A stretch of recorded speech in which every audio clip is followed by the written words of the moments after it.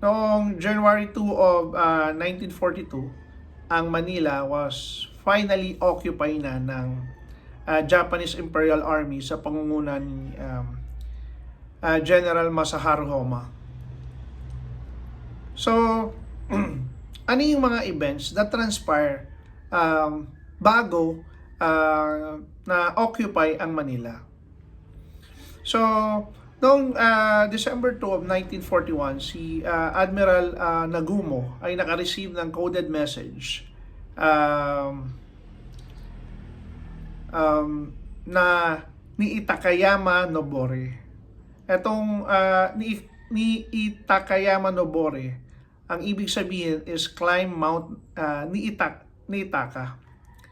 So, yung climb Mount Nitaka refers sa pagpapasabog sa Pearl Harbor.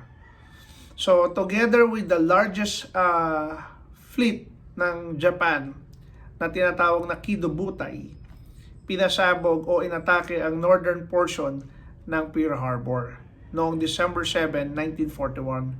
Simultaneously, pinasabog din ang Pilipinas at ang Singapore. So, sa Pilipinas, may dalawang forces na pinanggagalingan ang Japanese forces.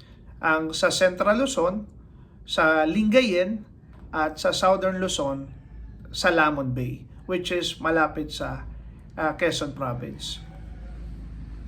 So later, noong December 26, 1941, diniklara ni General MacArthur na ang Manila ay open city na. Ang terminology na open city refers na ang syudad o ang isang lugar ay unprotected na.